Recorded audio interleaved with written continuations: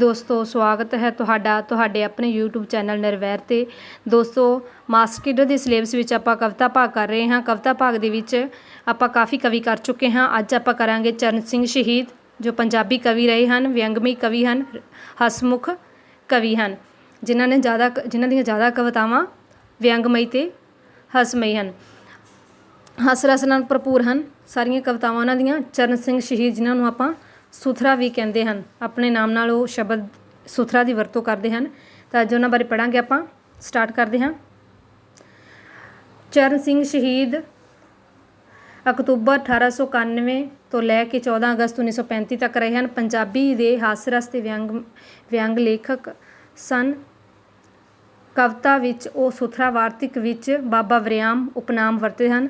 1926 ਵਿੱਚ ਉਹਨਾਂ ਨੇ ਪੰਜਾਬੀ ਦਾ ਪਹਿਲਾ ਹਫ਼ਤਾਵਾਰੀ ਰਸਾਲਾ ਮੌਜੀ ਸ਼ੁਰੂ ਕੀਤਾ। ਜੀਵਨ: ਉਹਨਾਂ ਦਾ ਪੂਰਾ ਨਾਮ SS ਚਰਨ ਸਿੰਘ ਸ਼ਹੀਦ ਸੀ। ਚਰਨ ਸਿੰਘ ਸ਼ਹੀਦ ਦਾ ਜਨਮ ਅਕਤੂਬਰ 1891 ਵਿੱਚ ਅੰਮ੍ਰਿਤਸਰ ਵਿੱਚ ਸਰਦਾਰ ਸੂਬਾ ਸਿੰਘ ਦੇ ਘਰ ਹੋਇਆ। ਉਹਨਾਂ ਦੇ ਪਿਤਾ ਨੇ ਤਾਂ ਉਸਨੇ ਆਪਣਾ ਪੂਰਾ ਨਾਂ ਸੂਬਾ ਸਿੰਘ, ਪਿਤਾ ਦੇ ਨਾਂ 'ਤੇ ਉਹਨਾਂ ਨੇ ਆਪਣਾ ਪੂਰਾ ਨਾਂ ਸੂਬਾ ਸਿੰਘ ਚਰਨ ਸਿੰਘ ਸ਼ਹੀਦ ਰੱਖ ਲਿਆ। ਹੌਲੀ ਹੌਲੀ ਇਸ ਦਾ ਸੰਖੇਪ ਰੂਪ SS ਚਰਨ ਸਿੰਘ ਆਮ ਪ੍ਰਚਲਿਤ ਹੋ ਗਿਆ। ਮੈਟ੍ਰਿਕ ਉਪਰੰਤ ਪਟਿਆਲਾ ਦੇ ਨਾਭਾ ਰਿਆਸਤ ਵਿੱਚ ਪ੍ਰਸਾਰਣ ਆਫਿਸਰ ਲੱਗ ਗਏ। ਫਿਰ ਨੌਕਰੀ ਛੱਡ ਕੇ ਅੰਮ੍ਰਿਤਸਰ ਆ ਗਏ। ਭਾਈ ਵੀਰ ਸਿੰਘ ਦੇ ਅਖਬਾਰ ਖਾਲਸਾ ਸਮਾਚਾਰ ਵਿੱਚ ਕੰਮ ਕਰਨ ਲੱਗੇ। ਬਾਅਦ ਵਿੱਚ ਸ਼ਹੀਦ ਨਾਂ ਦਾ ਅਖਬਾਰ ਕੱਢਣ ਲੱਗ ਪਏ। ਇਸੇ ਕਰਕੇ ਸ਼ਹੀਦ ਉਹਨਾਂ ਦੇ ਨਾਂ ਨਾਲ ਜੁੜ ਗਿਆ। ਫਿਰ ਜਥੇਦਾਰ ਰੋਜ਼ਾਨਾ ਹਫ਼ਤਾਵਾਰੀ ਮੰਜੀ ਸ਼ੁਰੂ ਕੀਤਾ। ਇਸ ਤੋਂ ਇਲਾਵਾ ਉਹਨਾਂ ਨੇ ਮਾਸਿਕ ਹੰਸ ਵੀ ਪ੍ਰਕਾਸ਼ਿਤ ਕੀਤਾ। ਇਹਨਾਂ ਦਾ ਦੇਹਾਂਤ 14 ਅਗਸਤ 1935 ਨੂੰ ਹੋਇਆ ਸ਼ਿਮਲੇ ਵਿਖੇ। ਰਚਨਾਤਮਕ ਸ਼ੈਲੀ ਦੇਖ ਲੈਂਦੇ ਹਾਂ ਉਹਨਾਂ ਦੀ।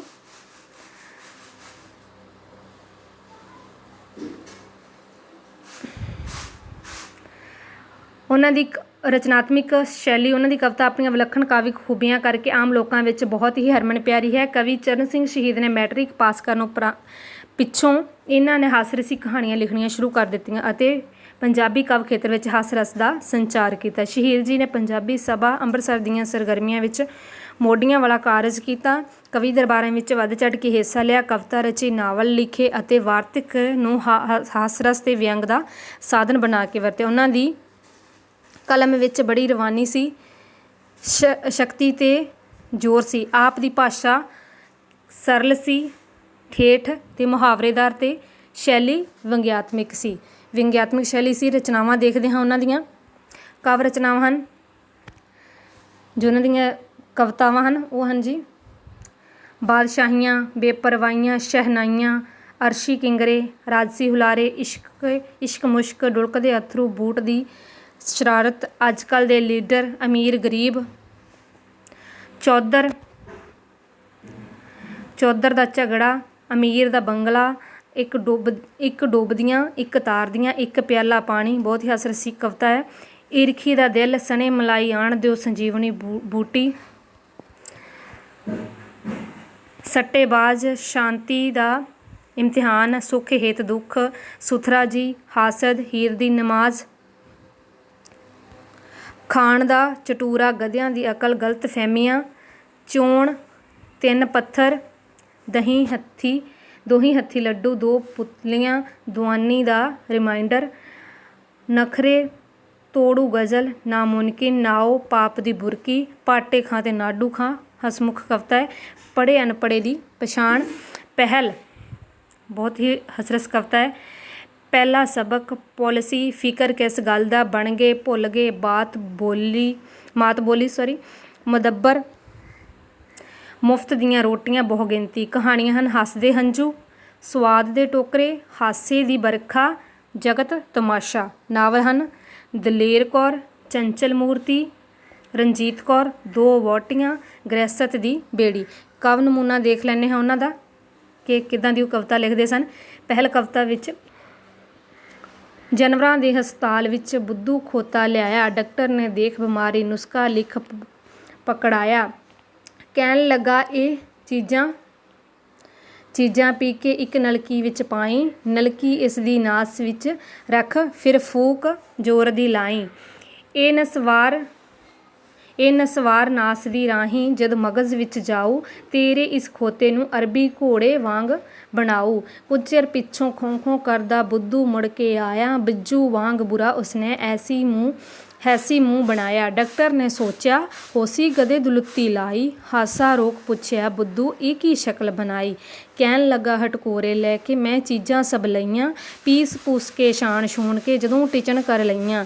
ਨਲਕੀ ਵਿੱਚ ਪਾ ਨਲਕੀ ਉਸਦੇ ਨਥਨੇ ਵਿੱਚ ਟਕਾਈ, ਦੂਜੀ ਤਰਫੋਂ ਫੂਕ ਲਾਣ ਹਿਤ ਮੈਂ ਨਲਕੀ ਮੂੰਹ ਪਾਈ। ਮੇਰੀ ਫੂਕ ਪਹਿਲੇ ਹੀ ਚਾਹ ਫੂਕ ਗਧੇ ਨੇ ਮਾਰੀ, ਮੇਰੇ ਗਲ ਦੇ ਅੰਦਰ ਤਸਗੀ ਝੱਟ ਦਵਾਈ ਸਾਰੀ। ਅੱਲਾ ਬਖਸ਼ੇ ਫੂਕ ਉਸਦੀ ਵਾਂਗ ਹਨੇਰੀ ਆਈ, ਨਲਕੀ ਵੀ ਲੰਘ ਜਾਣੀ ਸੀ ਮੈਂ ਫੜ ਕੇ ਮਸਾਂ ਬਚਾਈ। ਉਸਦੀ ਸੁਣ ਕੇ ਗੱਲ ਡਾਕਟਰ ਹੱਸ ਹੱਸ ਦੂਰਾ ਹੋਇਆ, ਹੱਸਦੇ ਰੋਂਦੇ ਦੇਖ ਦੋਹਾਂ ਨੂੰ ਸੁਥਰਾ ਵੀ ਮੁਸਕਾਇਆ। ਸੁਣ ਲੋ ਬੁੱਧੂ ਜਗ ਨੇ ਹੈ ਪਹਿਲ ਤਾਈਂ ਵਡਿਆਇਆ, ਜਿੱਦੀ ਫੂਕ ਪਹਿਲਾਂ ਵੱਜ ਜਾਵੇ ਜਿੱਤ ਉਸਦੀ ਕਹਿੰਦੇ, ਤੇਰਾ ਜਿਹਾ ਸੁਸਤ ਪਿੱਛੇ ਰਹਿਣੇ ਰੂੰ ਰੂੰ ਕਰਦੇ ਰਹਿੰਦੇ।